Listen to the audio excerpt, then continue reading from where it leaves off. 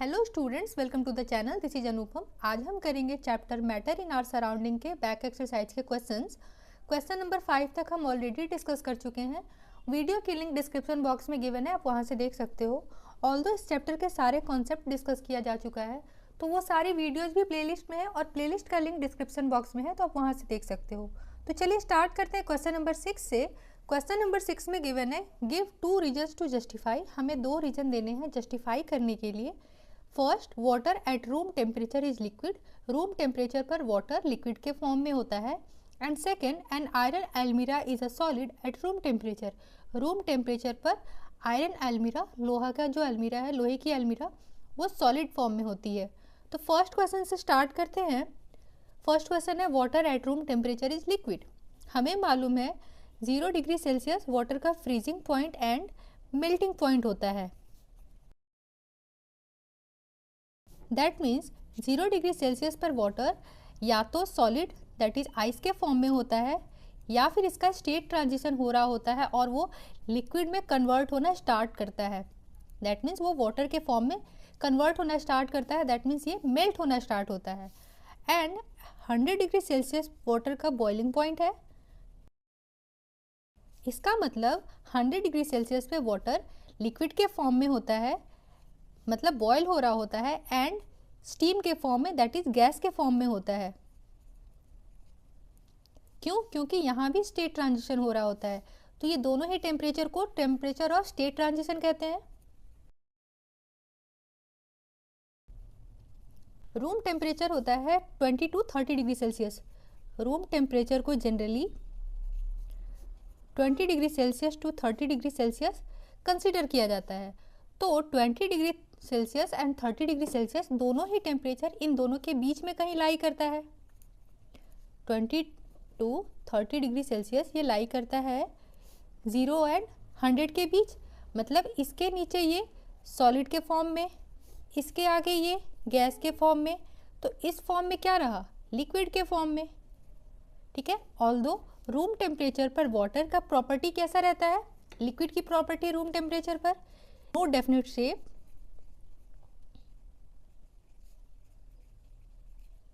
But fix volume.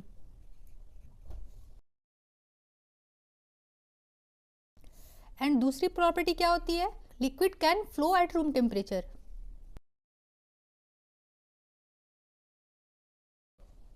इसके साथ साथ हमें क्या मालूम है? लिक्विड रूम टेम्परेचर पर रिजिड नहीं होता है, लिक्विड को हम पकड़ नहीं सकते हैं।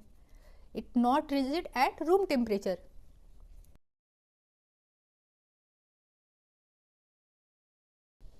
Hence, it is proved water at room temperature is liquid.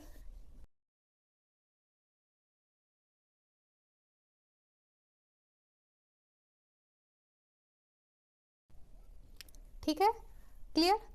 Next question क्या गिवन है? An iron almirah is a solid at room temperature.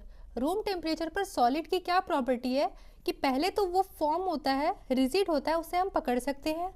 दूसरा, वो फ्लो नहीं करता है। कोई भी सॉलिड, जैसे ये पेन है और ये सॉलिड है, तो ये फ्लो नहीं करता है। इसका डेफिनेट शेप होता है, ये कहीं पर भी रख दें, इसे किसी भी कंटेनर में रखें, इसका शेप फिक्स होता है। लिक्विड का शेप फिक्स नहीं होता है, no definite shape, but solid का शेप फिक्स होता है। तो दो प्रॉपर्टीज़ की क्या हो जाएगी? 2 रीज़न। पहला तो ये कि ये रिजिड होता है, सॉलिड रिजिड होता है। दूसरा, सॉलिड का फिक्स्ड शेप होता है। और ये दोनों रीज़न एनफ है ये बताने के लिए कि आयरन एल्मीरा रूम टेम्परेचर पर सॉलिड होता है। इसको लिखेंगे कैसे? इसको लिखेंगे properties of solid at room temperature, that is it has definite shape and volume. Solid का शेप और वॉल्यूम फिक्स होता है, डेफिनेट होता है रूम टेम्परेचर पे। दूसरा, रूम टेम्परेचर पर सॉलिड फ्लो नहीं करते हैं, अगर ये सॉलिड है तो ये फ्लो नहीं करेगा। And third, it is rigid. Solid room temperature पर रिजिड होता है, उसको हम पकड़ सकते हैं, होल्ड कर सकते हैं। Hence we can say that an iron almirah is at room temperature is a solid. Hence, at room temperature, an iron almirah is a solid. Proved. यहाँ भी लिख सकते हैं properties of liquid at room temperature, उसके बाद ये तीनों point दे देंगे और उसके बाद लिख देंगे it is proved that water at room temperature is liquid. चलिए बढ़ते हैं नेक्स्ट क्वेश्चन की तरफ। Next question is why is ice at 273 kelvin more effective in cooling than water at the same temperature. Same temperature पर ice ज़्यादा cooling देता है, that means at 273 kelvin cooling ज़्यादा देता है रेदर देन वाटर। इसका रीज़न बताना है। तो हमें मालूम है 273 केल्विन टेम्परेचर किस में है, केल्विन में, और जब इसको हम सेल्सियस में कन्वर्ट करेंगे तो ये होगा 0 डिग्री सेल्सियस। ये टेम्परेचर क्या होता है, वाटर का फ्रीजिंग पॉइंट या फिर मेल्टिंग पॉइंट। मेल्टिंग पॉइंट होने के कारण वाटर आइस टू वाटर में कन्वर्ट हो रहा होता है, that means solid to liquid में कन्वर्ट हो रहा होता है। और सॉलिड से लिक्विड में कन्वर्ट होने के लिए इसे ढेर सारी एनर्जी चाहिए होती है। जो एनर्जी वो कहाँ से गेन करता है, ये एनर्जी, ये हीट, ये वो कहाँ से गेन करता है, सराउंडिंग से गेन करता है। और सराउंडिंग से या हमारे बॉडी से जब ये हीट गेन करता है तो सराउंडिंग का टेम्परेचर या हीट कम हो जाता है, that means temperature of surrounding decreases. Temperature कम हुई, हीट कम हुई तो कैसा इफेक्ट मिलेगा, कूलिंग इफेक्ट मिलेगा। और इसी हीट को लैटेंट हीट ऑफ फ्यूजन भी कहते हैं। वही अगर 0 डिग्री सेल्सियस पर वाटर है तो वाटर सराउंडिंग से टेम्परेचर लेकर क्या करेगा, अपने टेम्परेचर को इंक्रीज करना चाहता है। इस प्रोसेस में सराउंडिंग से लॉस ऑफ हीट कम होता है इसके रिस्पेक्ट में। यहाँ स्टेट ट्रांजिशन हो रहा है, इसलिए यहाँ पर हीट की रिक्वायरमेंट ज़्यादा होती है फोर्स ऑफ अट्रैक्शन को ब्रेक करने के लिए। लेकिन यहाँ पे सिर्फ वाटर का टेम्परेचर इंक्रीज करना होता है, इसीलिए सराउंडिंग से हीट लॉस कम होता है। यही कारण है कि एट 273 केल्विन आइस ज़्यादा कूलिंग इफेक्ट देता है रेदर देन वाटर। इसको वर्ड में कैसे लिखेंगे, तो इसका आंसर हम लिखेंगे कि since ice at 273 kelvin that is at 0 degree Celsius is in solid state, ये सॉलिड स्टेट में होता है, वही वाटर सेम टेम्परेचर पर लिक्विड स्टेट में होता है। तो जब आइस सराउंडिंग से हीट एब्जॉर्ब करता है तो उसको दो चीज़ में यूज़ करता है। पहले तो उस हीट का यूज़ वो करता है स्टेट चेंज करने में, that is from solid to liquid होने में, और दूसरा उसी हीट को वो यूज़ करता है टेम्परेचर को इंक्रीज़ करने में। मतलब यहाँ पे हीट की यूज़ ज़्यादा है, हीट की खपत ज़्यादा है। वही इन केस ऑफ वाटर हम बात करें तो वाटर जो हीट गेन करता है उसका सिर्फ एक यूज़ करता है अपने टेम्परेचर को इंक्रीज़ करने के लिए। इसीलिए आइस सराउंडिंग से ज़्यादा हीट एब्जॉर्ब करता है, और सराउंडिंग से हीट ज़्यादा एब्जॉर्ब करता है मतलब सराउंडिंग में हीट का लॉस ज़्यादा होता है, ग्रेट लॉस। यही कारण है कि आइस के कारण ज़्यादा कूलिंग इफेक्ट फील होता है। So the next question is what causes severe Burns, boiling water और स्टीम। बॉइलिंग वाटर और स्टीम इन दोनों में सीवियर बर्न किससे होता है, स्किन सबसे ज़्यादा किससे जलता है, हमें ये बताना है। इसको समझने के लिए सबसे पहले हमें ये मालूम है कि बॉइलिंग पॉइंट ऑफ वाटर कितना होता है, 100 degree Celsius. That means at 100 degree Celsius water का स्टेट ट्रांजिशन हो रहा होता है। कहने का क्या मतलब, वाटर लिक्विड टू गैस में कन्वर्ट होता है, that means water to steam में कन्वर्ट हो रहा होता है। और वाटर टू स्टीम में कन्वर्ट होने के लिए इसे हीट चाहिए होती है, और इस हीट को लैटेंट हीट ऑफ वेपराइजेशन कहते हैं। क्यों, क्योंकि सपोज वाटर का इनिशियल टेम्परेचर कुछ भी एज्यूम कर लिया 60 डिग्री सेल्सियस, जब हम इसको हीट प्रोवाइड करते हैं तो इनिशियली इसका टेम्परेचर इंक्रीज करता है, और कहाँ तक, 100 डिग्री सेल्सियस तक, अपने बॉइलिंग पॉइंट तक। जैसे ही टेम्परेचर 100 डिग्री सेल्सियस हो जाता है तो ये वाटर स्टीम में कन्वर्ट होना स्टार्ट कर देता है, और स्टीम का टेम्परेचर भी 100 डिग्री सेल्सियस ही होता है। और इसके बाद भी जब हम हीट प्रोवाइड करते हैं तो ये हीट इसका टेम्परेचर इंक्रीज नहीं करता है, टेम्परेचर कांस्टेंट रहता है। कब तक, जब तक ये पूरा वाटर स्टीम में ना कन्वर्ट हो जाए। तो जो हम फर्दर हीट प्रोवाइड कर रहे होते हैं वो हीट कौन गेन करता है, वाटर के पार्टिकल्स। वाटर के पार्टिकल्स हीट गेन करके इनके बीच के जो बॉन्ड है उसको ब्रेक करने में यूज करते हैं। इसका मतलब एनर्जी किसकी ज़्यादा हुई, जैसे ये वाटर के पार्टिकल्स हैं तो इसने जैसे ही एनर्जी गेन करी, जैसे ही एनर्जी गेन की, किस में कन्वर्ट हो गए, स्टीम के पार्टिकल में।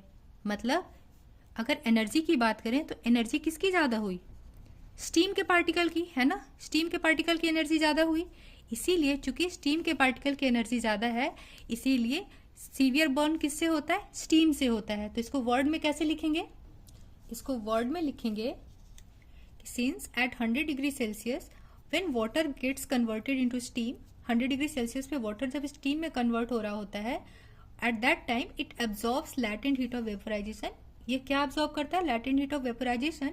इसलिए the particle of steam has more energy than water particles. Water particle के रिस्पेक्ट में स्टीम के पार्टिकल के पास एनर्जी ज्यादा होती है, और चूंकि इसके पास एनर्जी ज्यादा होती है इसीलिए स्टीम के कारण सीवियर बर्न होता है। ठीक है, नेक्स्ट क्वेश्चन देखते हैं।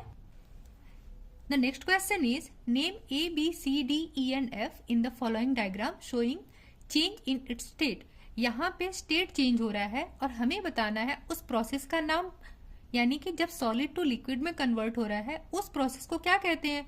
तो सॉलिड टू लिक्विड में कन्वर्ट हो रहा है, दैट मीन्स क्या हो रहा है? मेल्ट हो रहा है। सॉलिड मेल्ट हो रहा है तो ए को क्या कहेंगे? मेल्टिंग। वैसे ही लिक्विड गैस में कन्वर्ट हो रहा है, यानी कि वेपर में कन्वर्ट हो रहा है, तो वेपर में कन्वर्ट हो रहा है तो प्रोसेस का नाम भी वेपराइजेशन। वैसे ही गैस लिक्विड में कन्वर्ट हो रहा है, क्या मतलब? गैस या वेपर कंडेंस हो रहा है। चूंकि वो कंडेंस हो रहा है इसलिए उस प्रोसेस को कंडेंसेशन कहते हैं। वैसे ही लिक्विड का सॉलिड में कन्वर्जन, लिक्विड सॉलिड में कैसे कन्वर्ट होता है? फ्रीज होके, है ना। वाटर आइस में कैसे कन्वर्ट होता है? फ्रीज होके, इसलिए इस प्रोसेस को कहेंगे फ्रीजिंग। वही सॉलिड डायरेक्ट गैस में कन्वर्ट हो विदाउट अंडरगोइंग लिक्विड तो उस प्रोसेस को क्या कहते हैं? सब्लिमेशन। वैसे ही गैस सॉलिड में कन्वर्ट होता है विदाउट अंडरगोइंग लिक्विड स्टेट, इस प्रोसेस को भी सब्लिमेशन कहते हैं। और इस केस में क्या होता है? जब सॉलिड टू लिक्विड या गैस में कन्वर्ट होना होता है तो हम हीट बढ़ाते हैं, क्योंकि ये कन्वर्जन के लिए इसको हीट चाहिए होती है ताकि इनके बीच के बॉन्ड को तोड़ा जा सके। सॉलिड के पार्टिकल हीट गेन करते हैं अपने बीच के बॉन्ड को ब्रेक करने के लिए, इसलिए टेम्परेचर इंक्रीज करते हैं।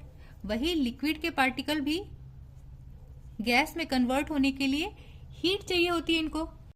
हीट का यूज कहाँ करते हैं? ये इनके बीच के बॉन्ड को ब्रेक करने के लिए। तो बॉन्ड को ब्रेक करने के लिए इन्हें हीट चाहिए होती है, इसलिए टेम्परेचर को इंक्रीज किया जाता है। वही जब गैस टू लिक्विड या लिक्विड टू सॉलिड में आते हैं तो टेम्परेचर को डिक्रीज करना पड़ता है। क्यों डिक्रीज करना पड़ता है? ताकि इनके पार्टिकल्स जो दूर दूर हैं वो थोड़े पास आ जाए, इनकी एनर्जी कम हो जाए, और प्रेशर को इंक्रीज करना पड़ता है, इसको कंप्रेस करना पड़ता है पिस्टन के हेल्प से। ठीक है, तो इस क्वेश्चन को वर्ड में कैसे लिखेंगे? ए में क्या हो रहा है? सॉलिड टू लिक्विड में कन्वर्ट हो रहा है, इसलिए इसे या तो मेल्टिंग या फिर फ्यूजन कहेंगे। वैसे ही बी में क्या हो रहा है? बी में कन्वर्जन हो रहा है लिक्विड टू गैस कन्वर्ट हो रहा है, इसलिए इसको वेपराइजेशन या फिर बॉइलिंग कहते हैं।